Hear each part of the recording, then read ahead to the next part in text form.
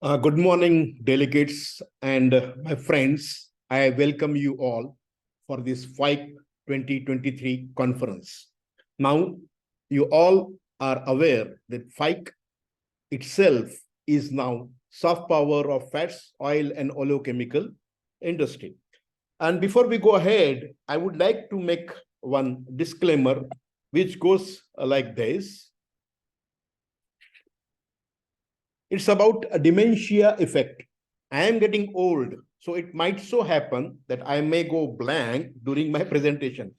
Please forgive me if that happens. In that case, whatever I say during my talk, trusting it or not, is up to your best judgment, and you would be doing so entirely at your own risk and cost.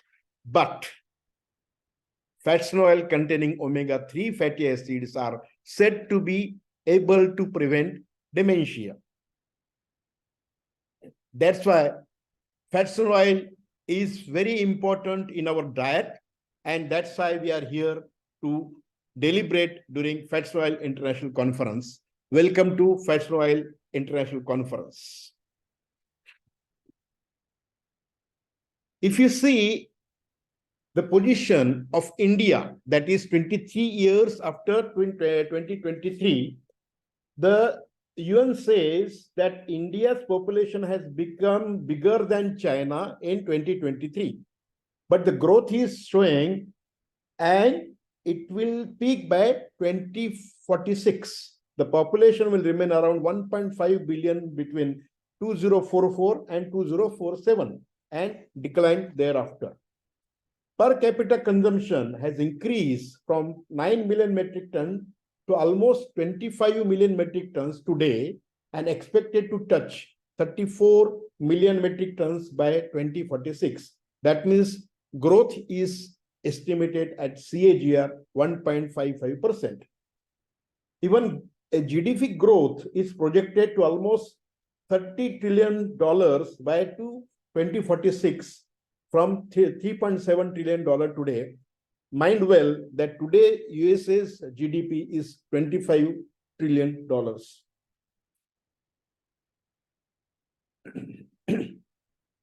If you see, the global oil consumption is 243 million metric tons.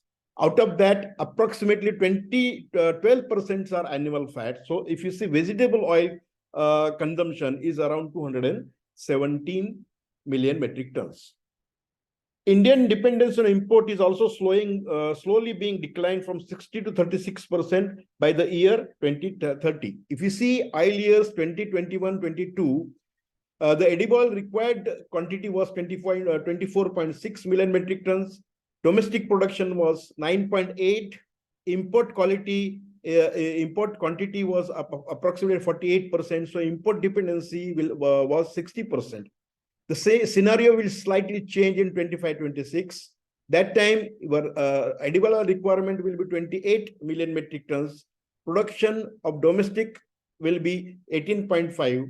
Import quantity will be reduced by 9.5, and import dependency will become 36. Similarly, by 30-31, we see that import dependency will come down to 23%. First of all, we decided to look into as to what could be the technical trend, not only in a refined oil segment, but also in oilseed processing segment with ion energy, environment, food feed safety aspects, as well as cost-effective processes in lieu of increased competition and reduced margins. First of all, if you see the industry trend, is concerned on environmental forces to reduce waste and effluents, chemical and additives, noise and odor, as well as energy usage, that ultimately will result in saving in cost and increased profitability of the process. Main effluent from the process house is wastewater. We can see that approximately 90% of total wastewater is emerging from refineries. We needed to look into the processes and technology that would address the issue and would ensure to minimize the waste from process house. In palm oil mill, the POME effluent itself is in the range of 650 kilo per ton of FFB process, that is fresh fruit bunches. Another concern is food and food safety. We need to select mild processes that would retain natural ingredients such as vitamins and proteins, removes the contaminants such as 3-MCPDs, mineral oil, state chain hydrocarbon, mineral oil aromatic hydrocarbon, so also simultaneously minimizing the side reaction for trans fat formation, hydrolysis, etc. What is important that we should have quality food that protects our health. Now, if you see edible oil contaminants, what are they and what are their origin? First, right-hand side, if you see, it is a process induced, such as trans fatty acids, MCPD, G, etc. They are not present in the original oil, and they are produced during the processing cycle. So what is our job is to prevent or avoid this formation during the refining process itself. Seed processing induced are mycotoxin, pesticide, other types of environmental such as MOH, MOSH, etc. They are all present in the oil that should be avoided, and it cannot be mitigated during the refining. If you see the mycotoxin, one of the mycotoxin we see are alpha toxins that we have seen in groundnut oil. It is coming from the fungus, and zearalenone that is present in corn oil can be removed during the stripping process. So the testing methods which are available today are not sufficient to test all this material in the refined oil, and that's a special. That's the reason special presentation or special session has been kept for the testing method to test all these parameters and contaminants. Increased competition and reduced margin has compelled the processes to go for cost-effective process, fully automated flexible plants. The large capacity installation are key to have benefit derived from economies of scale. So what are the main drivers today? Main drivers of changes. That means on one side, it is regulatory involving safety, environmental, including renewable energy and food safety. On the other hand, it is financial, involving issues like cost, capacity, and technology. Industry also to focus on commercial aspect, looking into needs, continuously evolving customer demands. So what are the naturally available renewable energy that fats oil industry looks into utilizing? If you see, there are 5 types of renewable energy. One is wind, geothermal, hydro, biomass, and solar. Out of that, only 6.6% of the global generation comes from wind, 15.3% generation comes from hydro, and 3.7% that is coming from solar energy. But still, the 75% of the fossil fuel we have to use. And the latest on the market would be the hydrogen energy, that is fuel cell. Green hydrogen is used to reduce the carbon footprint and switch to a renewable energy source. It is hydrogen that is produced is eco-friendly ways. Nuclear energy and nuclear gas are not used in their production. It is formed by the process of electrolysis, meaning current is passed through water to create a green hydrogen. Doing so will reduce approximately 830 million tons of harmful carbon dioxide emissions. Europe has begun the construction of the basic infrastructure to introduce the production of hydrogen energy. After COVID-19, for example, the construction of hydrogen-powered vehicles are increased. Here we can see that one of the latest invention in Indian transport system is hydrogen bus. And hydrogen bus, the emission is only water, no smoke, and nothing is there. And 1 kilo of hydrogen will drive the bus up to 10 kilometer mileage. If you look the financial trends under the cost and capacity, cost is not really a new trend, but more flexibility is demanded. The tendencies in refining are different requirements. The quality is, of course, is first criteria. The other criteria is refining cost, and that all in the framework of more and more evolution towards sustainability with respect to less environmental issues and less energy consumption. So on one hand, an existing plant we can play with refining condition. On the other hand, new plant configuration that will decide which process we can run. However, chemical refining and physical one is still debated choice of the process. Now let us have the look at the FFA of oil that influence the refining cost. The blue line is for chemical refining and red one is for physical refining. The cost of direct refining for percentage FFA soybean oil appears to be lower than physical refining, as cost of chemical dosing, enzyme, etc. is more in physical refining. The crossover point here will be 1.5% of FFA. However, as soon as effluent cost is added, the chemical refining becomes expensive and crossover point goes to less than 1%. So environmental cost will be higher on for chemical refining process. So cost of oil, percentage FFA, quality of oil will decide which process route has to be selected. The new process innovations in chemical refining is cavitation, that is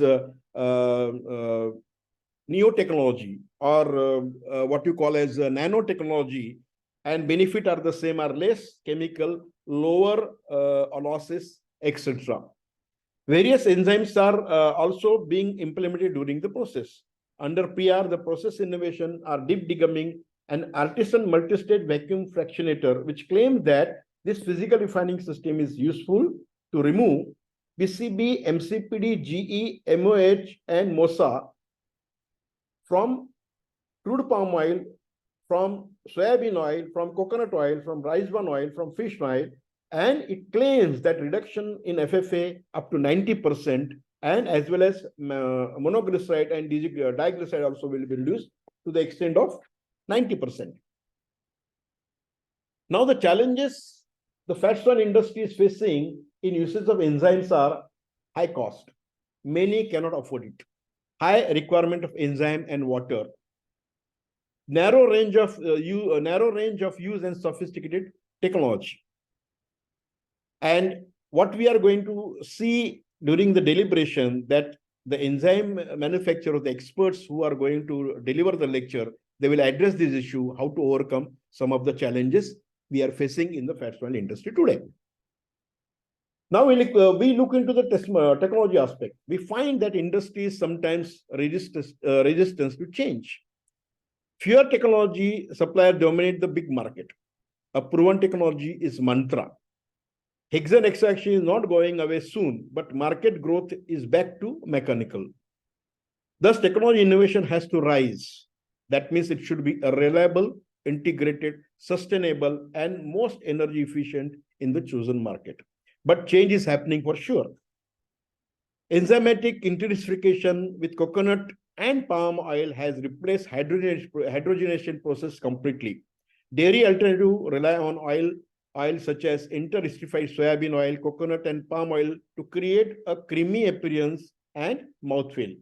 New awareness of storage capacity is caused by COVID-19 demand shift, as well as site blending of the different oil for customized product needs as well as its flexibility. Since 2014, the land under palm cultivation in Telangana has grown from 34,000 acres to 72,000 acres in 2022. A palm oil produces average 0.65 tons of raw palm oil effluents. From every ton of fresh fruit bunches processed, the palm oil effluent is the main cause of environmental pollution due to its high acidity, high biological oxygen demand, and chemical oxygen demand. Though D3PRO technology was launched in year 2014, now it would be must system to process the additional capacity of CPU that will produce by the year 2030. For your information, by 2030, there will be approximately 2 million acres of palm will come under the cultivation. That means approximately 1 million hectare that will be approximately producing 3 to 4 million metric tons of crude palm oil. The advantage of benefit of D3PRO process is it recovers oil lost for the higher yield, separates without dilution water, reduces effluent by 30%, and it is more energy efficient. We all will have a look into this technology when it is being presented. Another aspect of technology rise is digital transformation that is taking place in modern processing unit with latest instrumentation and analytical techniques. What is required today is remote access, faster changeover, more data for optimization, and consistency. Automation is key to cost-efficient processing of oil and oilseeds.